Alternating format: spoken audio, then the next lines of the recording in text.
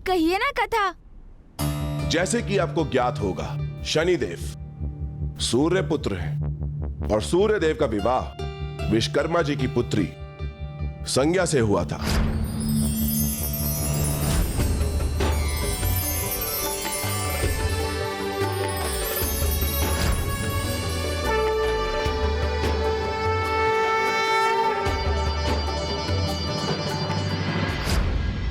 अर्थात शनिदेव के माता पिता सूर्यदेव एवं माता संज्ञा है?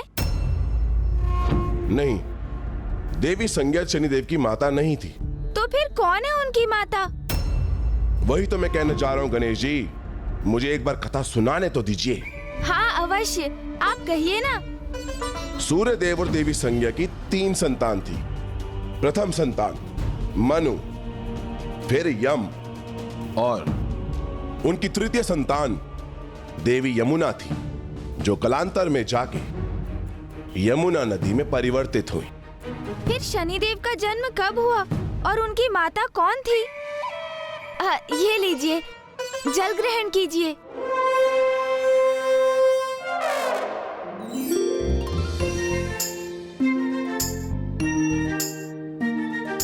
थोड़ा और ग्रहण कीजिए।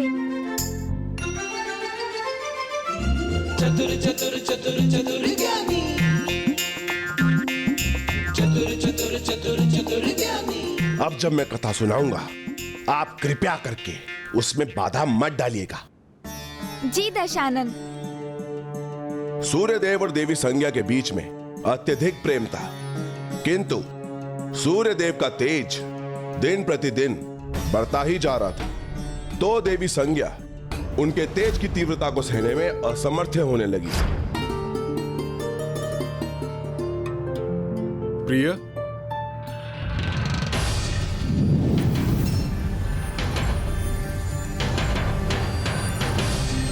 प्रिय,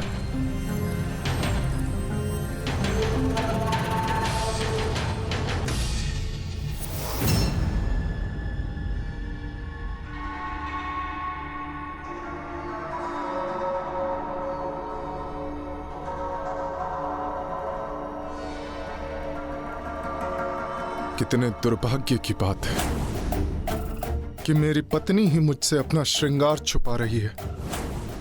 नहीं स्वामी, मैं स्वयं को आपसे छिपाने का प्रयास नहीं कर रही थी। मुझसे तो बस आपका तेज सहन नहीं हो रहा है। अर्थात अब मैं अपनी पत्नी, अपनी जीवन संगनी के लिए असहनीय हो गया हूं। तो क्या लाभ हमारे साथ निवास करने का? आप मुझे छोड़कर कहीं भी जाने के लिए स्वतंत्र हैं देवी।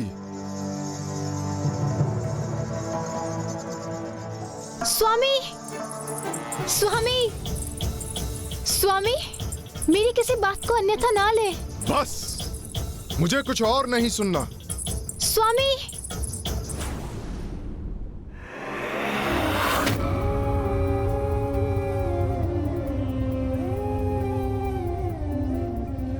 मेरे प्राणनाथ हैं आप, किंतु मैं क्या करूं? आपके तेज को सह पाना मेरे लिए असंभव हो रहा है।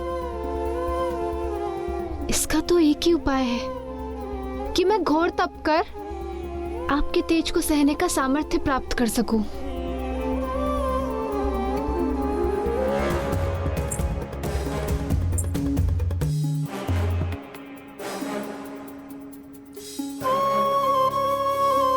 किंतु अभी मैं आपको छोड़ के गई तो आप इसका कोई अन्य अनर्थ ना निकाल लें और इससे हमारे मध्य में दूरी और ना बढ़ जाए। आपको और आपकी संतानों को ऐसे एकाकी छोड़कर मैं तो क्या, मेरी परछाई भी नहीं जाएगी। किंतु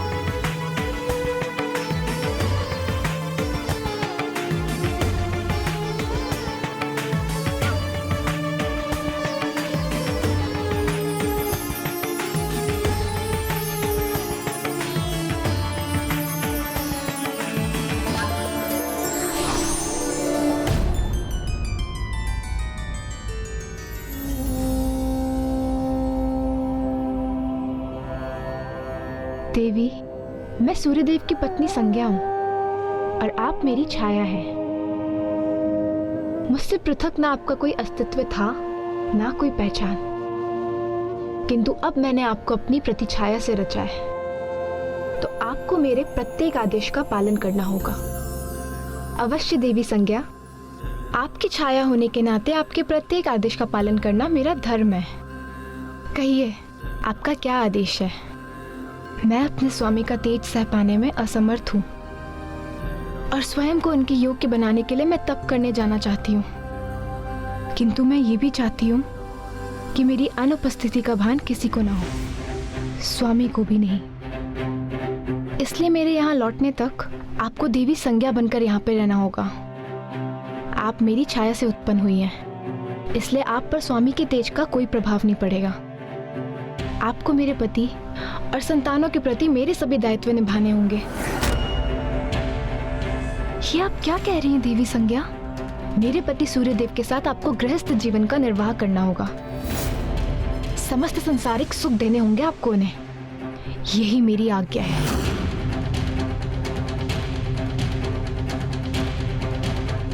मैं उनके साथ गृहस्थ जीवन कैसे बिता सकती हूँ जो किसी अन्य स्त्री के स्वामी हैं?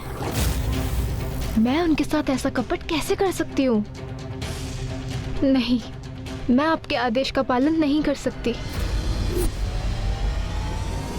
ये कैसी विडंबना है? कैसी विचित्र दुविधा में डाल दिया माता संज्ञा ने माता छाया को। कोई स्त्री किसी अन्य स्त्री के पति के साथ कैसे दाम्पत्य जीवन बिता सकती है? क्योंकि वो ऐसा करने में विवश जो थी। आपका ये रूप, रंग, आकार सब मेरा दिया हुआ है, इसलिए आप मेरे आदेश को नकार नहीं सकती। मेरा ये तप करना अति आवश्यक है और इस अंतराल में आपका यहाँ रहकर मेरे परिवार की देखरेख करना अनिवार्य है। और जब मैं यहाँ लौटूं, तो आपको मुझ में पुनः समाहित होना होगा और आपको मुझे एक और वचन देना होगा कि हमारे इस संवाद की सूचना किसी को नहीं होनी चाहिए और किसी को ये ज्ञात नहीं होना चाहिए कि आप देवी संज्ञा नहीं, देवी छाया है।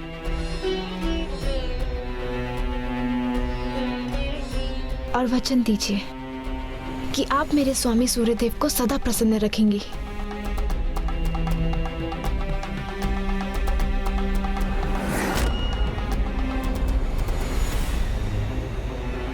मैं आपको वचन देती हूँ, मैं आपको वचन देती हूँ। कितनी दुखद बात है ये। माता छाया को माता संज्ञा के आदेश का पालन करना पड़ा। हाँ, क्योंकि देवी छाया के लिए ये इतना सरल नहीं था। किसी के आदेश पर उसके पति को अपना पति मान लेना, किंतु देवी छाया को यही असंभव कार्य संभव कर दिखाना था।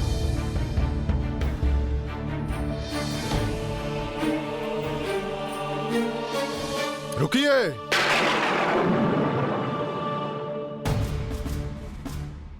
मैं इस प्रकार विचलित होकर सूर्यदेव के समक्ष आई तो कदाचित वो ज्ञात कर लेंगे कि मैं देवी संज्ञा नहीं, किंतु मैं इन्हें सत्य का ज्ञात होने नहीं दे सकती। ये वचन दिया है मैंने देवी संज्ञा को